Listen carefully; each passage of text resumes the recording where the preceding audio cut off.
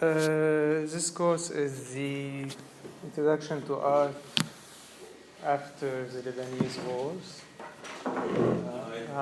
The syllabus is here. And as you can see, I'm not Ghalia Saadawi. In case you're here because you want to take a course with Ghalia, I'm not Ghalia. I'm Faris Shalabi. And because she's traveling, so she will be back in a semester. If you really want to take the course with her, you can run away, and you can take it later with her. Why I advise you to run away? I do this usually.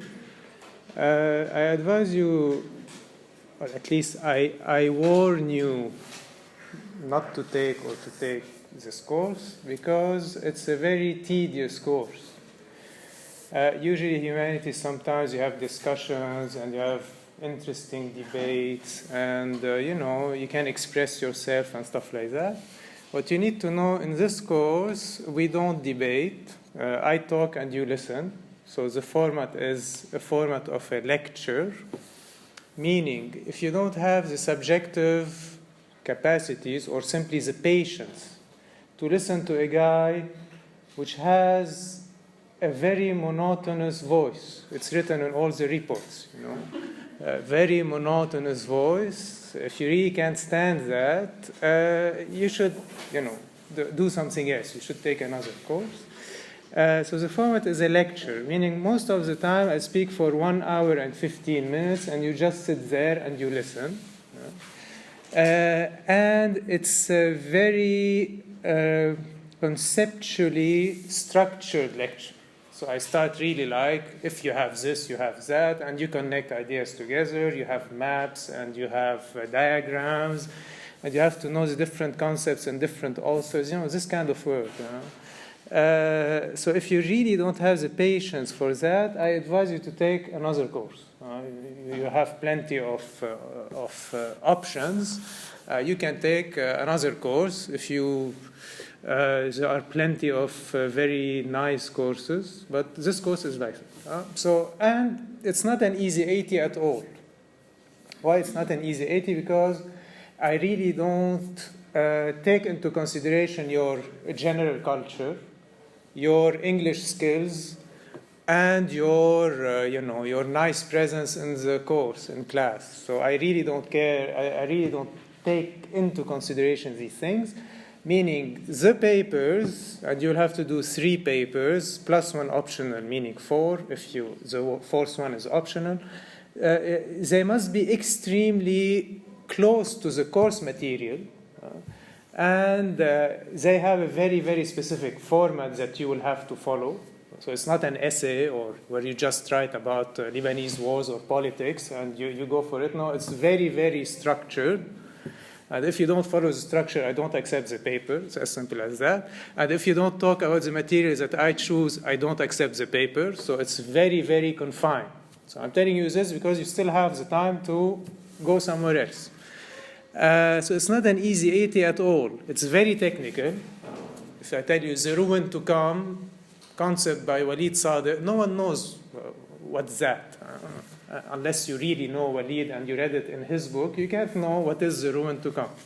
Same thing for the notion of document in Walid Rad, or for the mortal in Jalal Tufi, or for, I don't know, this kind of things, for the latent image in Hajituma and Jirej. No one knows these things, by the intuitive, his intuitive intelligence. So I'm telling you this. So it needs work. It needs work and it needs patience. And reading. Now, when it comes to the technicalities of the course,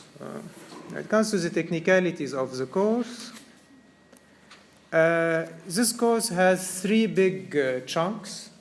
It has like 3 big areas. The first one gravitates, even though it's not the only author that we are going to deal with, it gravitates around Walid Sadiq. The second bubble gravitates around Walid Rad. And the last one around Jalal Tufi. These are like major authors. But we are going to see through them and next to them many other artists since 95 till practically today. So we're going to see a lot of people, Zatari, Avakian, Lawrence Abi Hamdan, the young people and the less young people. We're going to see like the whole paysage, but through these three main authors. And it's a course based on reading and explaining. So each week you will receive via email the 2 texts or 3 texts that you will have to read in the week. And you can read them before or after class. For me, it doesn't matter, because in class, I do not read. With all my due respect for my other colleagues, and they teach the way they want, but I don't consider that my job is to sit here and read the text with you in class. I'm sorry. If you don't know how to read, I think it's your problem. Go to the center of, reading and writing. There's a center for that. So you go there, you learn how to read, how to take notes, or how to make a summary. It's not my job to sit here and tell you you have to read this sentence and this one and stuff like that. So my job here is just to convey to you the structure as clear and as complete as it is possible to convey of the content of these thinkers, because they are thinkers. They are artists, yeah, but they think a lot. Contrary to what we usually think about artists, meaning they are like animals who receive epiphanies from other distant realms. Artists, no, they think, and they think a lot, and they write a lot, and it's very complex, and it's very tedious, and it's very referenced with citation and whatever you want. So these artists are really like very well read, and they write a lot, all of them. So this is why we are going to read what they write, mainly. I think that the best thing to read about Lebanese art is the Lebanese artist writing about Lebanese art, meaning about themselves and why they do this way and not that way. So if you see, in terms of bibliography, we're going to cover mainly artist writings with some other writings, but not mainly, like 1 or 2 historians just to situate 1 or 2 events. But the syllabus is here. The syllabus is here. The syllabus is here. So it's going to be about artist writings, mainly. Now, if you want, the goal of this course, at least the one I'm giving, is to show you that there is a specificity. There's something very specific to the Lebanese context when it comes to its artistic production and conceptual and intellectual production. There's something really, if you want to write a book in Lebanon, or you want to do a painting in Lebanon, or you want to do a movie in Lebanon, this is what these courses, I think, are useful for. You need to be aware that the context is very, very peculiar. So you can't just bring Marx as it is and glue it on whatever images you have, or bring Lacan as it is and, glue it on the images we have. And you start saying, this is the loss of this is trauma and the loss of home, and this is why he's doing this art, because the traumatic experience in the family is repeated in the state. We're not going to do this kind of thing. Other people do that. We're going to really try to find the specific notions related to the Lebanese context. This is what actually they do, these guys, the Tufi, Saad, etc. They try to tailor, cut a concept. It's going to fit exactly or as close as possible to the situation we are living. So it's going to be this kind of work. In contrast, we're going to see other readings, imported readings, or psychoanalytical Marxist or whatever readings you have, that you contrast with what he's really saying. And we're going to, through that, build a number of concepts that are going to lead, at least I hope, towards an aesthetics proper to Lebanon, an aesthetics, a system where we define the way we see, the way we act, the way we think, in relation to this context. You see, because when it comes to aesthetics, what you need to know is that practically aesthetics is a kind of science of your most immediate experience. Really, like what you see, how you talk, how you sit. You can take aesthetics like that as a preliminary definition. You see, if you want the categories of life as it is, meaning the life as you experience it, and not the life as you understand it, which is a bit different. If you take perception, you can bring a biology book, and I can explain to you how the eye function. Fine. This is not aesthetics. This is, the biology of perception. It could be the whatever of perception, but it's not the aesthetics. Aesthetics is that you can look, your visual experience can be centered or decentered.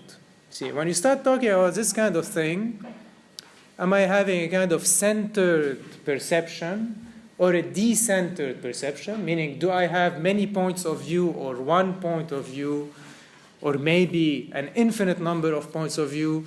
This is when you are moving into the aesthetical realm.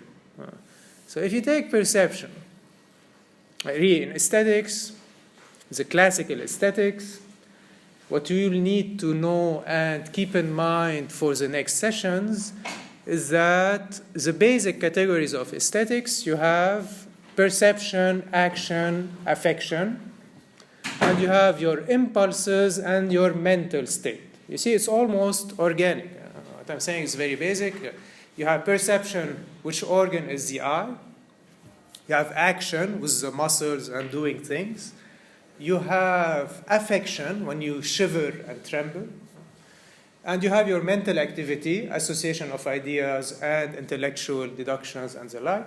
And you have what you call impulses, your guts, your sexual appetite, your fears, and stuff like that. This is your impulses. Okay. So, if you take this aesthetics, which is really, really basic, I'm talking about that today because we are going to have to deal with that. We're going to see, for example, what is perception in Lebanon?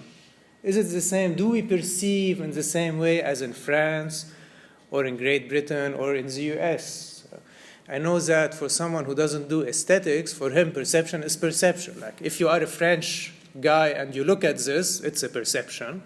If you are an American person, you look at this, it's the same perception. So there's no need to say that now perceptions are sensitive to localities such as Lebanon or France or Great Britain or wherever.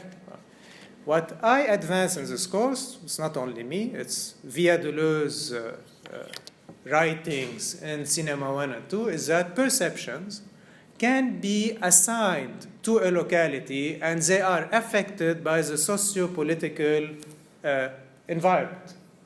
What does it mean? If you take Griffith, I don't know if you know Griffith, he's a movie maker, he invented cinema practically. So if you know cinema, the father of cinema is Griffith. So he's a movie maker. He really invented practically Hollywood, whatever came after it. He made his movie in 1910, beginning 1910. And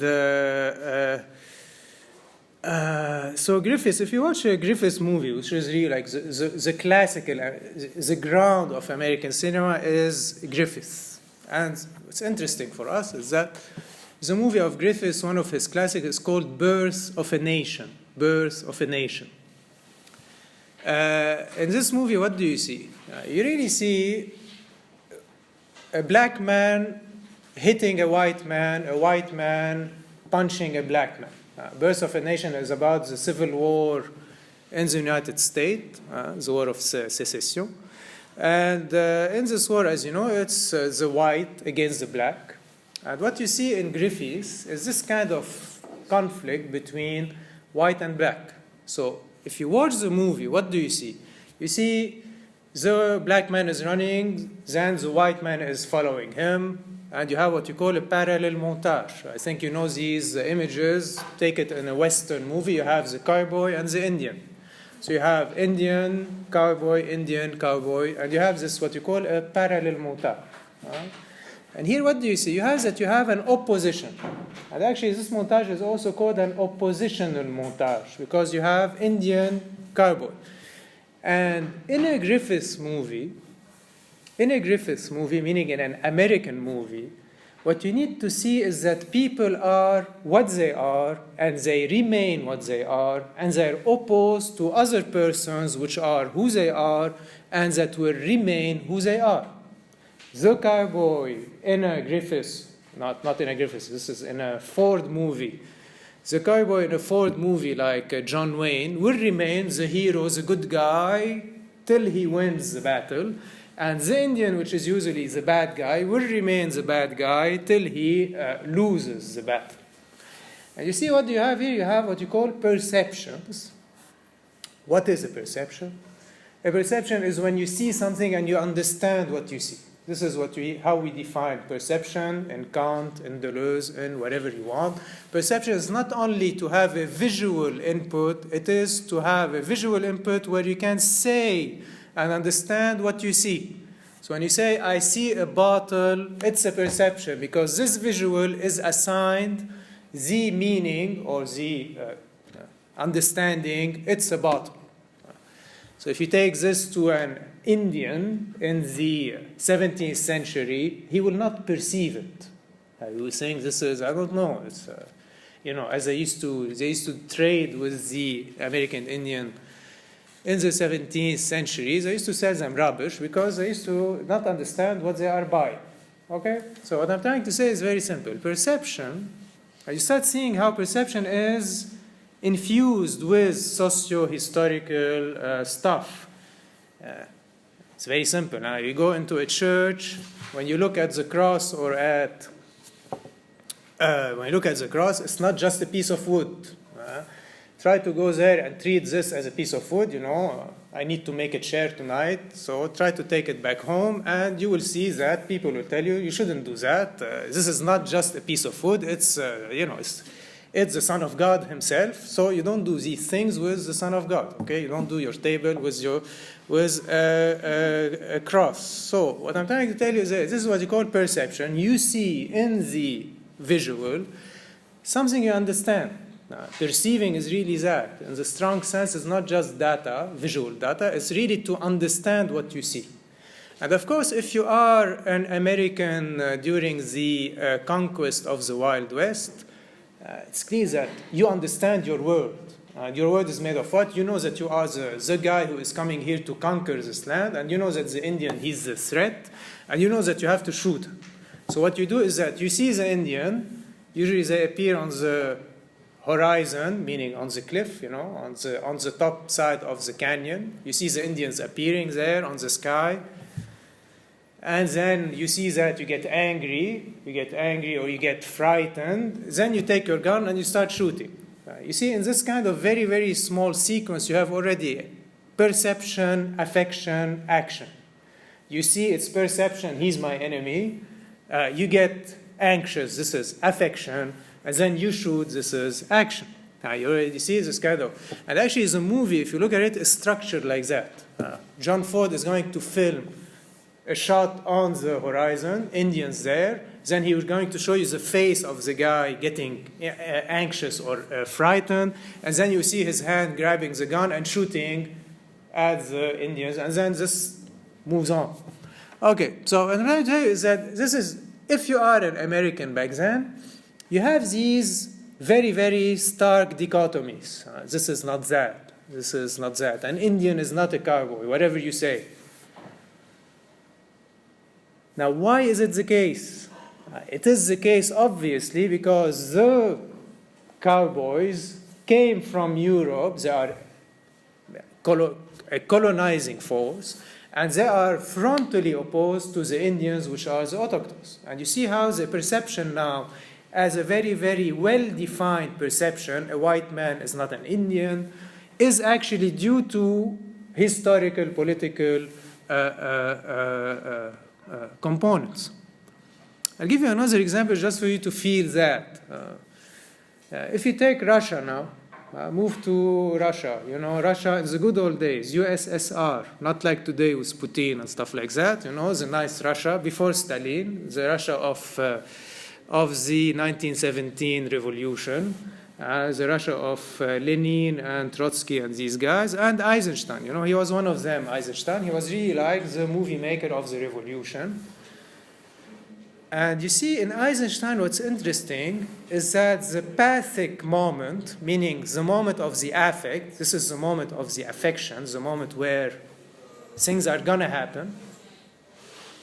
The pathic moment in Eisenstein happens on the same person. What does it mean? It means that you don't have Indian, I get angry, I shoot. You have soldier. I hope you will watch the Potemkin. You will have lists of movies to watch too. I advise you to watch a movie each day at night, at 9 or before you sleep. Each day you have to watch a movie. It's a very good thing for your spiritual elevation. I assure you, if you watch a movie every day, it does very weird effects in you. You start believing in other stuff. So you will have lists of movies to watch. You have lists of movies to watch, and they are excellent movies. I assure you, you can throw Netflix in the garbage after that because there's nothing on Netflix. I did 1 month of trial. There's absolutely nothing there. There's nothing to watch on Netflix. So you will have very good lists of really good movies to watch. And so I'm trying to say, if you watch an Eisenstein, which is a great movie, the Potemkin, the battleship of Potemkin, you see the problem in Russia and the USSR is not with Indians. The problem is, will the people, meaning the soldiers, the matlabs, the workers, will they become revolutionary or will they support the Tsar and the governing powers? It's like today in Beirut. Today the problem is what? You see a cop. If you can convince him to shift sides, you know, things will change. If the cops and the army can shift on our side, meaning on the side of the revolution, things will change. You'll have a power. Things will go like forward, like in an insane way. And this problem of will he shift left or right is a communist problem. It's really like a Marxist problem because the issue is not with some foreign autochthone entities that we want to colonize, which is an imperialist, capitalist problem. You know, the history of the state really is grounded on this conquest of the West, where you have to conquer and colonize. This is why you end up having opposed perceptions, black, white, Indian, cowboy. If you take a communist context, Eisenstein, etc., the problem is not that of opposing me to a foreigner. The problem is the opposition is internal to me. Will I become revolutionary or will I go in the other side, which is will I become a fascist, more or less? So this is, if you want, the problem. And what's interesting in Eisenstein is that the way he films that, he's going to cut on the same person. You see the soldier standing, he's receiving the orders to shoot at those who made an insurrection. So he's standing there, he receives the order to shoot at them, and then here you see a hesitation. And Eisenstein films the guy looking, and then looking down, then looking up again and down, and then he decides not to shoot, and this is where the insurrection happens. I hope you're getting the difference. You see, here you cut soldier, and not anymore Indian cowboy. So here you see the perception. What we understand is something. This is perception. I understand that you are a cowboy or you are an Indian, or I can understand that you are a revolutionary or a fascist or a kind of conservative person. You see, you have now a fork. You have now two tendencies in the same person. This is why when you look at a person in an Eisenstein movie, you see that he is two things. He has two faces. Hence, it's a plastic perception. We call this a plastic perception and not a rigid perception because people, including the hero and the enemies, can change in an Eisenstein movie. What does it mean they can change? Meaning you as the commander of the army, you could be on the side of the Tsar, and then you have a kind of revolutionary, moral, ethical, political crisis, and you move on the side of the revolutionaries. Or you could be a revolutionary and you have a crisis, and you move on the side of the militias or the Tsarist kind of forces. Okay, I hope you're getting this difference. So, how is this more or less clear? See, what I'm trying to tell you is this. In a communist atmosphere, a perception is not just rigid, you remain what you are till the end. A perception is plastic because it can shift. And the polarities, meaning it can shift between what and what, it can shift between either a becoming revolutionary or a becoming Tsarist back then. See, if you take Lebanon, to see if you're getting it, in Lebanon, if you want to think about perception, who you are, and if you take Lebanon in the most serious, the most, face value side of it, what do you think? If I tell you Lebanon, someone he's perceived as what and what? Anyone? To see if you're getting it. It's the same thing. Is it today? It's maybe he will be what, revolutionary, Yes. or you can stay with the. or you can stay with the government. with the government. Today it's like that. Today it's either you go towards the militias, the oligarchy as we call it, because it's a revolutionary context today. But usually when you look at the Lebanese, including today, what are the two polarities? You hear them every day. Yeah, or not. Yeah, you see, this is a civil sectarian is the polarity. You look at someone, you can look at him as a Shia, or as a Maronite, or he says, no, me, I'm atheist. I have nothing to do with that. Even if I'm a Shia, I'm not really a Shia, but you tell him, okay, yeah, of course, you're still a Shia. So this is, it's a Lebanese perception. Okay, you see how you look at things. You see, as if people here, including myself, as if they are split in half. You look at someone, he could be, educated, not, and yet he is another thing because of the structure of Lebanon.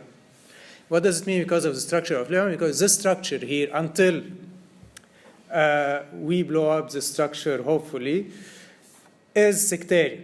What does it mean sectarian? It means that all the jobs are assigned, the public jobs, the real jobs. Want to become someone in this society, you have to go via the if you want to become, minister, ambassador, even teacher or professor, you have to go through the sectarian pipe. You have to go through the sectarian pipe, meaning they will give you a chair to teach if you are a Sunni or a Shia or. And this is how you get your social status, including your marriage and death and birth. It's written all over your papers. You are born as that, if you want it or not. And you die like that, which is really amazing. You can't even choose the way you die. There's no cemetery for those who refuse so far. When you die, you go back to where you have to be because where do you want us to put you? So you see, and in the same time, Lebanon, as we'll see in detail, has a civil side, a very strong civil side, because of its history. Because of the banking history, the services Lebanon had to do between the Gulf and Europe and etc., it had a very, very strong educational and banking and commercial side for Lebanon, which means that you have huge sections of the population which are highly educated, not really caring about their confessions and the like, but they are coupled in the same time for the other side, which is the sectarian side. Now I'm telling you this just for you to feel what perception means in a context. If you take American perception, you're just a civil white man. You're against the black man in the 1910 or 1900s, and you're against Indians before, and you're against etc. But you have these oppositions. In a communist context, you have these flexible, variable situations for the people, etc. So what I'm claiming here is that, as you see with Sadiq and company, is that you can build a localized aesthetics, like what we did today, a little bit. I mean, you can really define ways of seeing, of feeling, of acting, which are specific to this socio-political structure. And this is what we need to really get at, okay? Now, there is another thing to make things complicated, because this is not enough. You see, if we define perception, action, affection, even the way we associate ideas in Lebanon and the way we have impulses and stuff like that, this will place us only in the modernist approach to art. What does it mean? I think you heard about the divide between modernity and postmodernity. You heard about that? He's a modern, he's a postmodern. And usually they hate each other, Like postmodernists think that modernists are too naive, and modernists think that postmodernists are too cuckoo or like crazy. Huh?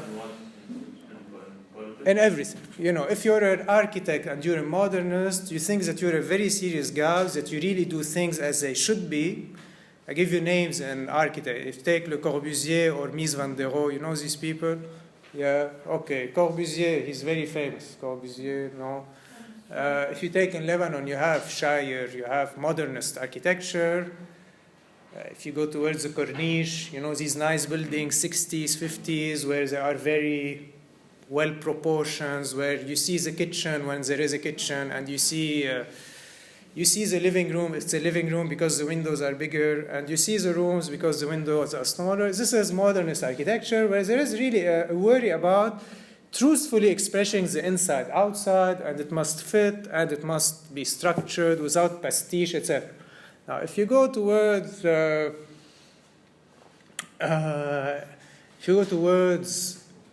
highway or towards Dahiya, you see that you have, towards the highway you have Greek columns, huge Greek columns like that with a Greek temple thing, and your room is behind the column, This is postmodern stuff. You see that they're dealing with not anymore the rational order of construction. They're dealing with images, with memories, with identities, and stuff like that.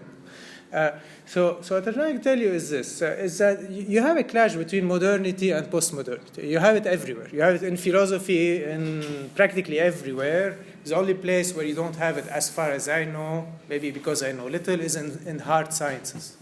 I don't know if there are postmodern mathematicians or physicists. I don't know about that. But I know that in the cultural sphere, you really have a very strong clash between these two tendencies. Now, what's the difference between modernity and postmodernity? If you take, again, movie makers like Godard or Eisenstein. Godard, Jean-Luc Godard, there's God and art in Godard. Okay, so Godard, Jean-Luc Godard is maybe one of the most incredible movie makers of the last century. He's still alive. And if you take the movie Les Carabiniers, it's a movie about war. It's on the list. So the movie Carabiniers. You see, Godard says, I'm not doing a movie on war, I'm doing a movie on the categories of war. Meaning, Godard begins his movies, all of them practically like that. He says, war, question mark. What is war? Eisenstein begins his movie, I know what is war. War is about taking power from the hands of the corrupted, getting rid of the Tsar, organizing the revolutionary forces, and winning over the earth. This is Eisenstein. You take Eisenstein, which is a modernist communist. So it's not enough to be just communist. You have to be a modernist communist. A modernist communist will proceed like that. He knows what he wants to do. He knows very well where things need to go and what is the situation and how to salvage the situation. A postmodern will tell you, well, we don't really know what we have to do. War, we don't know what is war. This is why you see in the movie of Godard, you have what you call vignettes, like what you call billboards, where he writes, war, maybe it's about the army of the air. And you start seeing airplanes, the different airplanes, Okay, war is attacking by foot. You see people walking. Then he puts war is also boredom. You see soldiers sitting there not doing anything. And war is what too? It's looting. You see people stealing stuff. You see, he really like makes series because he does. Huh? All the perceptions. We can still call them in quote perceptions. Perception, I will have a tendency to put it under modernism, but yes, he gives you like all the possibilities or alternatives of what war could be. Now, why I'm telling you that? Because if you take the Lebanese wars, you could be a modernist, like Mehdi Amel. I don't know if you know him. Mehdi Amel is a Marxist philosopher. Or like Baghdadi, I think he's a modernist, the movie maker, Orlavi and Lebanese wars, etc. Or like even Trabulsi, I think he's a modernist to a big extent. If you take this generation, the generation of the 70s, the generation of the 70s, including Jumblat, the father, these people who really believe in the universalist message of Marx and tried to implement it in Lebanon. At least this is the version you have in Trabulsi's History of Lebanon. I follow it as it is. So you really feel they are modernist. They really try, via their art and writing and reflection, they try to tell us that this is the truth. The truth is that we have to be communists this way, and we have to take the arms to fight the fascist factions this way.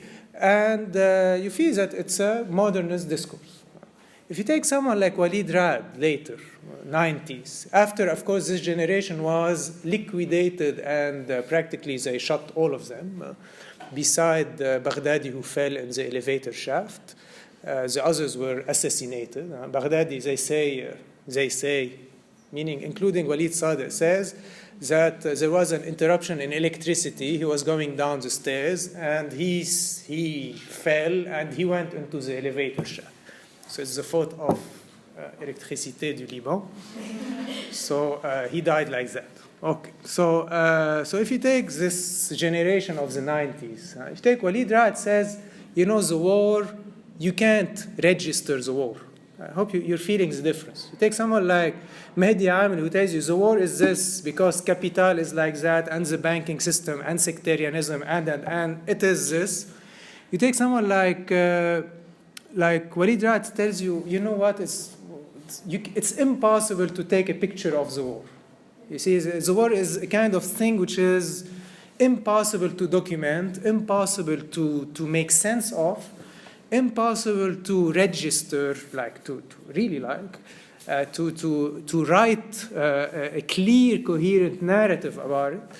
All what you can do is to simply register its effects. I'm telling you this today just for you to feel the difference in tone. There's someone who tells you, I know the Lebanese war, what happened, Christian militias which are allied with power attacked the leftist militias which were against power, and then the communist militias lost, and we moved into a phase where fascists were killing fascists, and this is the war. You can have this. Or you can have them tell you, we don't understand what happened in the war. Now, if you say, I don't understand what happened in the war, you are a postmodern, technically speaking. Because postmodernity claims that there are things that cannot be understood. There are powers, forces that go beyond understanding, and actually they disrupt understanding. You see, they go beyond understanding and they twist understanding. Actually, your understanding is itself subjected to these powers, and not your understanding can make sense of these powers. Take Freud, which is, I think, one of the biggest names of postmodernity, Freud. Why Freud, to a big extent, he's a postmodern? Because Freud tells you your reason is not helpful. Actually, you think like that because of your libidinal, repressed, unconscious, etc. desires. And if you say that and you think it's rational, actually you're saying it because of your unconscious and not the other way around. Actually, your rationality is only registering the unconscious activity that you're not aware of. Okay, so you have this kind. And Nietzsche, of course, he's the name of the postmodernity before Freud, and much better than Freud, I think. Much better because he's really like, not only in the psychological, but he made of it a kind of system for everything. A system for science, for philosophy, for art, for whatever you want. It's like a full-fledged system where Nietzsche is saying that actually there are living forces that are not transparent at all. And actually these kind of powers are what shapes your values, your desires, and everything else, even your art, etc., etc. It's a very, very interesting take on things. Postmodernity opens on powers. If you really want to grapple with it, you need to feel that there are powers, and these powers can disrupt. I give you an example. If you take trauma, we'll talk about it here. Many people think that the Lebanese wars are traumatic and stuff like that. If you take trauma, someone traumatized, you see he deviates.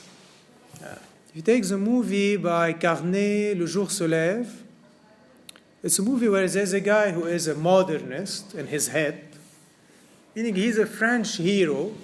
It's played by Jean Gabin. You know Jean Gabin? No. So get to know him. He's a very nice French actor. So Jean Gabin is really like the model of the French hero. He's strong, honest. He's like a block of honesty, truth, and activity. Okay. So Jean Gabin, who wants to be good, he really loves his fiancée. He wants to marry her. He wants to make a home. He wants to get, a good job. He's a good guy. A good guy is usually a modernist.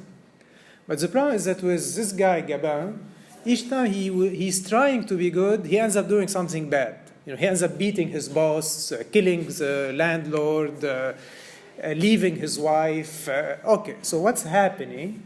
And in the movie, you see here Gabin like thinking, what happened? Why I cannot be a good person?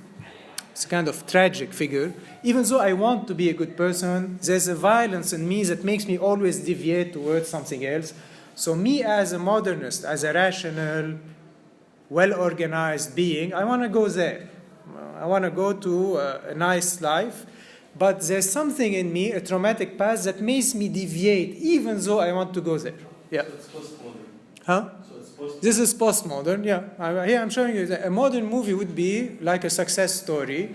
It's a bit like Rocky or these movies. You fight, and you make it. Okay.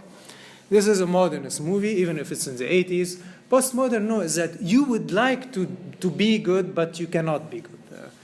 You see, Saint Paul, he's postmodern in a way. You see, why Saint Paul, he says, I want the good, I really want it, but I always end up doing the bad. And for him, the unconscious is the devil himself. Like there's this evil force in the world that makes you deviate from your track. Okay, so I hope now you're getting this. So why I'm telling you this? Because, of course, you could be a communist modern style, Baghdadi or Median, or you could be a communist like I think Walid Rad is, just for you to know.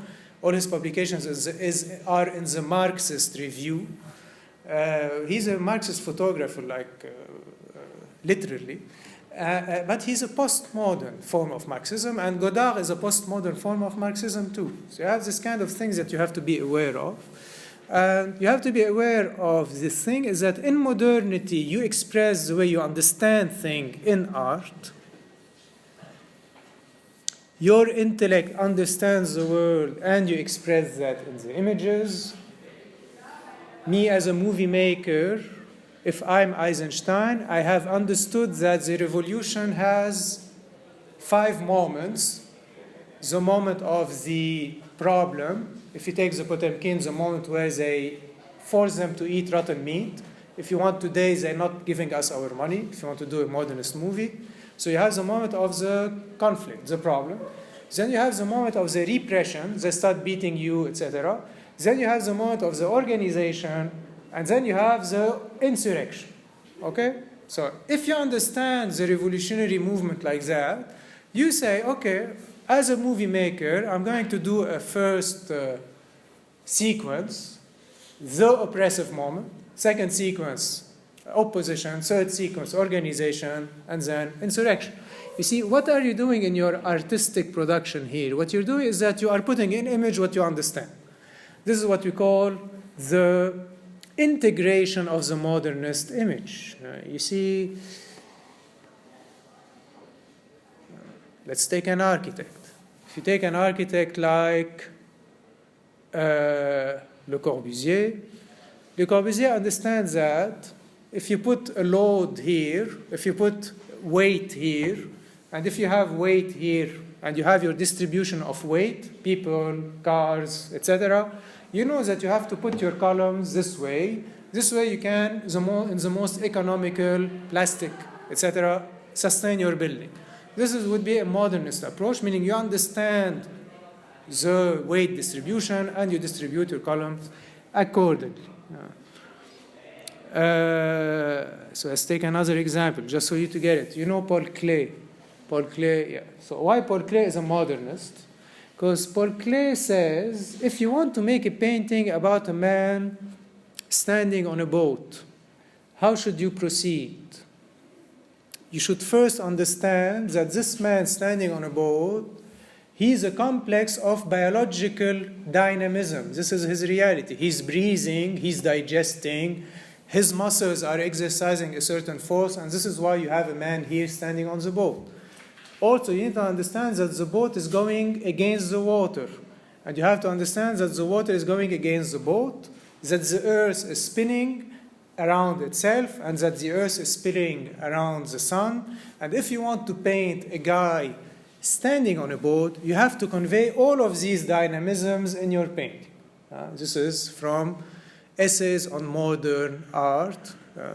And this is how he described a painting. So what I'm telling you here, I repeat. What I'm telling you is that you need to understand the reality of something, not how it looks or how it seems, and then convey in your painting the reality of what you understood.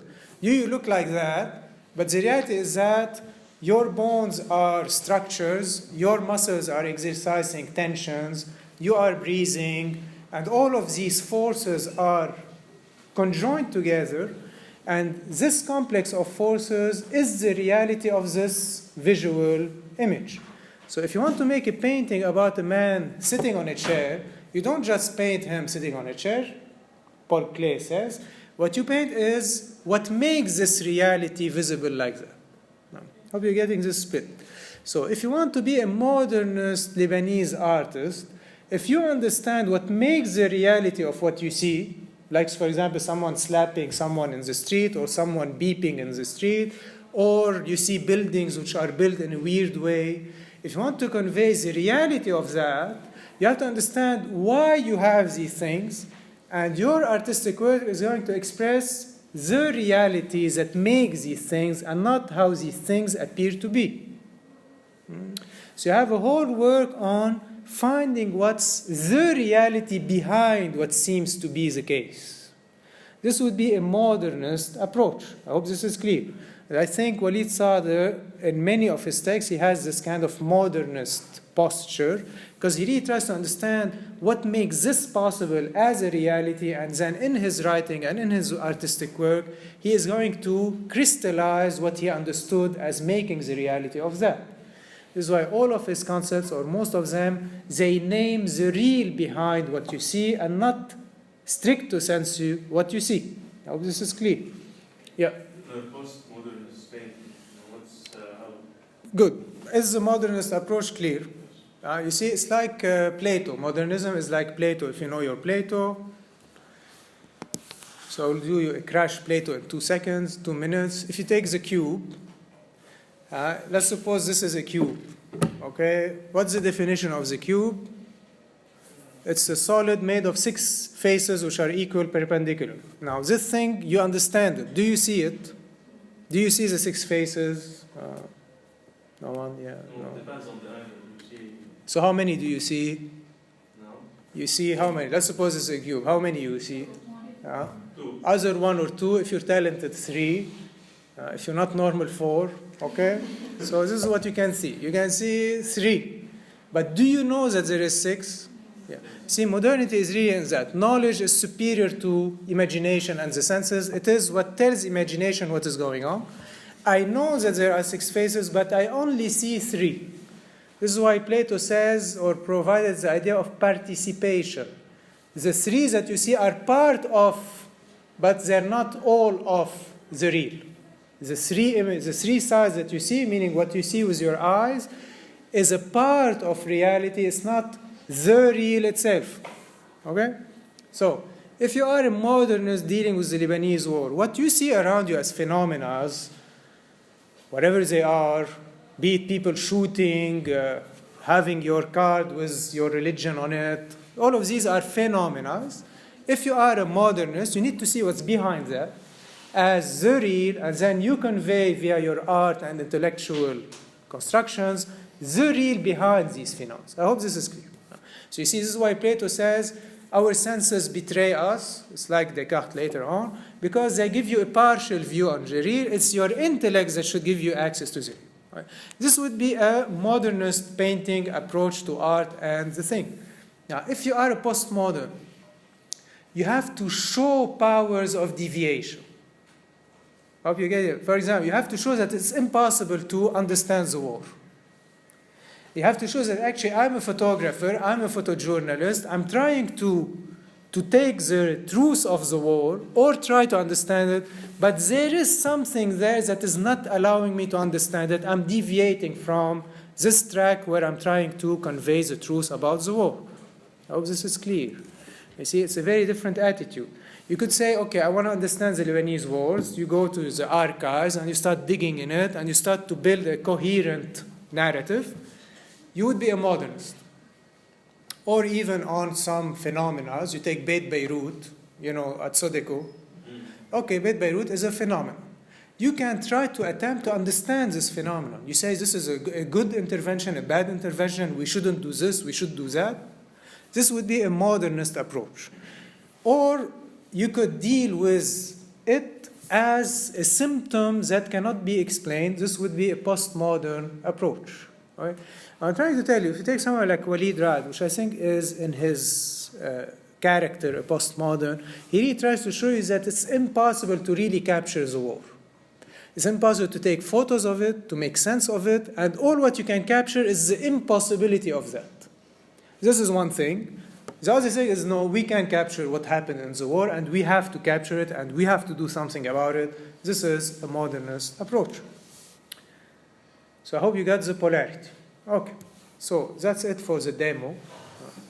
So this is how it will be for 1 hour and 15 minutes usually. Okay, if you can't stand there, I really advise you not to take this course because it's really going to be like that for 1 hour and 15 minutes each time. We don't watch movies here, at least rarely. I just talk, you take notes, and that's it. You read the text. Now, for the technicalities, if you open this, you have a schedule. Here you have a schedule. Huh? Here you have the course material schedule. You see it? Now this schedule is a holy schedule, meaning there are no forces that can change the order of these things, the tests, the papers, whatever, unless you have divine intervention, such as the Eid moved, or the Ashura moved, or the Greek Orthodox moved. So besides these things, nothing can move this thing. Or if there are revolutionary things going on. Now, if there are revolutionary things, we'll see what we will do. I'm willing to lecture for one person. So we can find a volunteer from the revolutionaries. We come here or somewhere, and I do a lecture. I record the lecture, and I send it to you. This will allow you not to have everything towards the end, like what happened last semester, because I'm recording now, and I distribute these recordings via the box. It's a free web sharing program. You will get an invitation tonight or tomorrow, and please follow the instruction. I'm not the owner of the box, so don't tell me the box is not working. I don't know. So it's like Gmail. It's like Gmail. So if Gmail doesn't work, I don't know. So the box works very well. So you do the necessary, and you will receive the audios in your box. Okay. Now, besides that, you will receive in the box the text that you will have to read, numbered 1, 2, 3, 4, 5, on the go. And you will receive my notes. I write what I say, and I put them on the box. This notebook is going to be up, I'm going to write on the go, so with you, and you will get the lectures one after the other. So you'll have the notes, the audios, and the texts, and you have open office hours, just for you to know. After 6 at 6:15, you can see me practically every day, and I can re-explain in Arabic, French, or English if you don't understand. Okay, so practically you have office hours, which are open office hours and very serious. You have the notebook, the text, the audios, and the class. Now, for grading, I don't give you grades if you participate in class. I'm sorry, I can't it's not a bazaar. You talk, I give you points, no? So I don't give you grades for that. You will have quizzes, which are scheduled here. Each quiz is 5%. Now, for the quizzes, I give you the questions before the quiz. So it's the exact opposite of a drop quiz, because you know when it's going to be, and you know already the questions.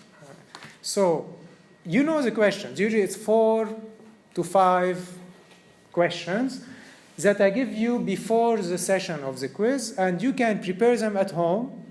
And when you come to class, I read. You give me the list of the question. I read one of these questions, and you write what you prepared at home in class, as it is.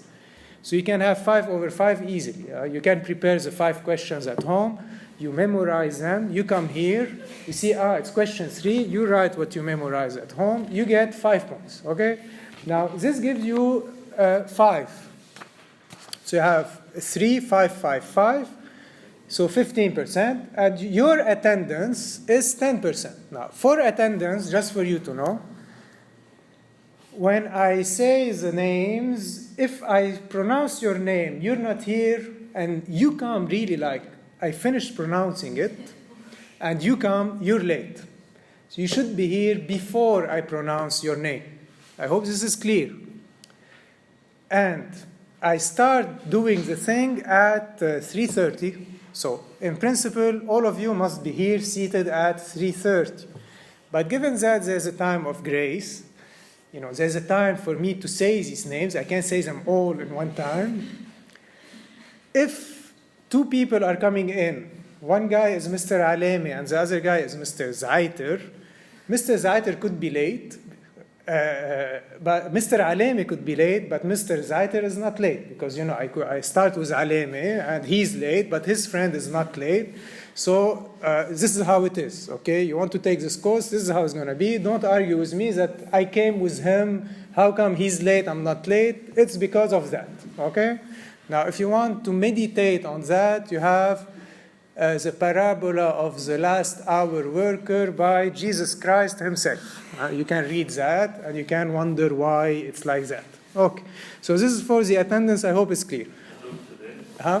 Today, no. For the first week of the Dara Parade, I don't take, and the last week, usually, I don't take. Okay, I hope this is clear. Now, if you come and you sit like a zombie, literally, you get 10 points. If you come here, and when I say your name, you say, not even present, you just say, I'm here.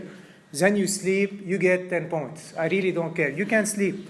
In this course, I'm aware, of my capacity. You can sleep. It's not a problem.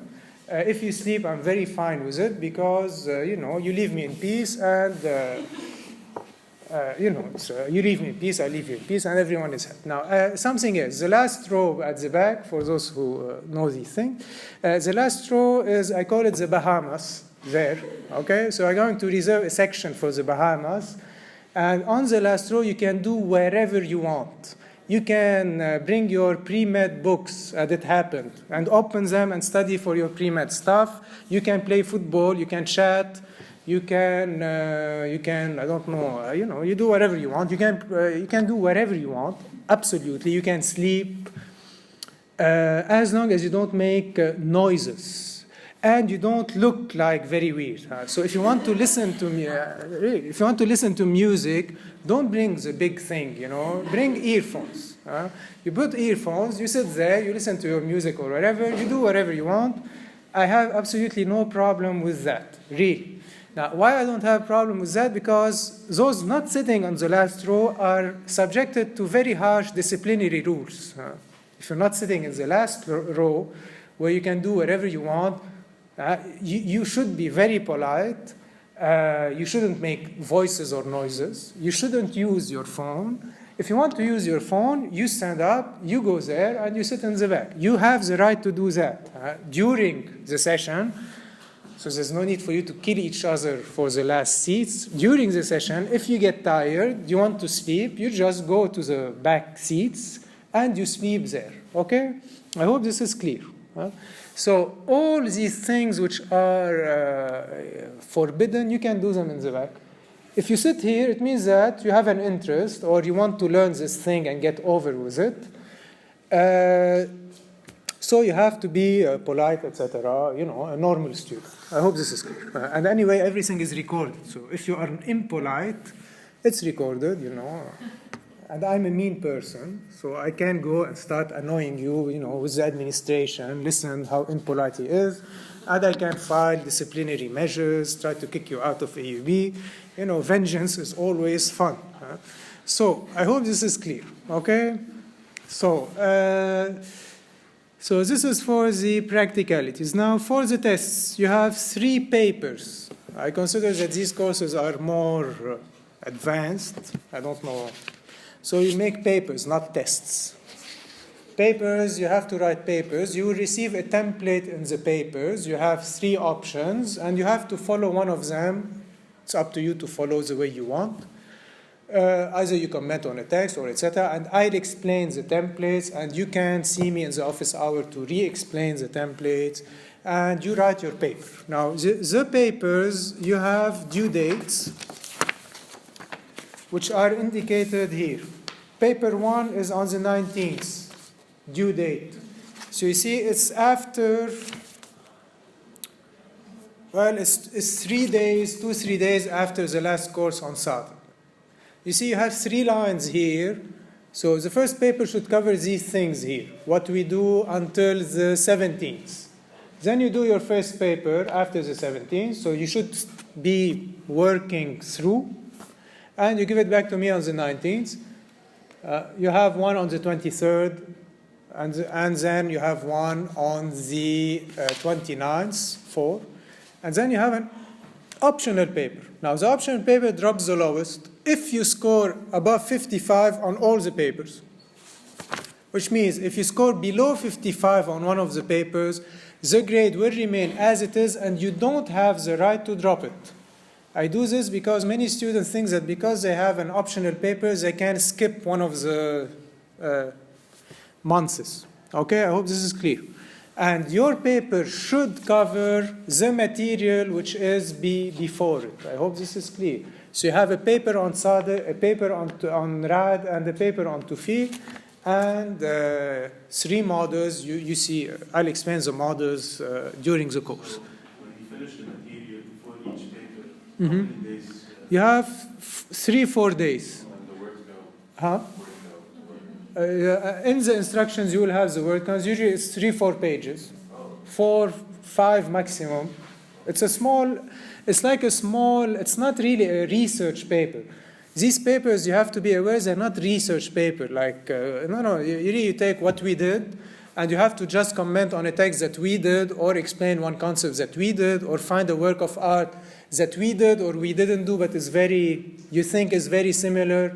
That's it. So really, it's like what you call verification of knowledge kind of test. It's not like you are writing your master's or whatever. It's really like just to check that you're studying. You do these things, you get your grades. Usually the average in my courses, maybe here it will be different, is around 80, 82, just for you to know. So a normal student who studies normally and just writes what he has learned gets an 80, 82 easily or normally. So I hope this is clear for the technicalities. if you're absent, you need an excuse. This is the only requirement. I usually don't ask it for situation of death, but if you have a car accident or stuff like that, bring me an excuse. If you break your leg, you're sick, whatever, I need a paper. I don't really care if it's true or not. I need a paper to mark you absent. This is all what I care about, because this is how it is. And the conversion scale that you have to be aware of is one which is not the nice one. So to get an A, you don't get an A with an 82. Huh? This is the other conversion scale. There's a conversion scale running on campus. Isn't it for the sophomores this year? I don't know. I know that there's a whole fuss about conversion scales, and in a kind of dictatorial way, this is how it is. I use a conversion scale which is most logical for me and not as generous as the other one. In the generous conversion scale, you get an A if you get 83. In the non-generous conversion scale, you get an A if you get a 90. If you get 90, you get A minus. Okay? So in this course, whatever happens, this could be a crucial criteria for you to take this course or not. I will use this scale whatever happens. Okay? So if you are a sophomore and you want to get an A with an 82, find another course that will give you an A with an 82. Okay? Please keep it quiet. 82, on the average, it's still an 82, even if it's A or it's B. As I told you, you can discuss this with the registrar. In this course, I give, so I repeat, in this course, I give numerical grades on your papers, and I convert them as assigned here. Okay? So, and this conversion scale is not the cool one. So you have to know that before taking this course. If you want to be in a course that gives the cool one, you change section, etc. Okay? I don't know if it's going to be easier anyway. I hope this is clear. Okay? Do you have questions on that? No? Okay, so that's it for today. You have questions? It's clear. So next time we will begin the real stuff. Today was just for you to get more or less the atmosphere. Next time we begin like the real material with Walid Sadr. I will send you an email tonight or tomorrow with the text to read and with the box invitation. Okay? Thank you. Anytime.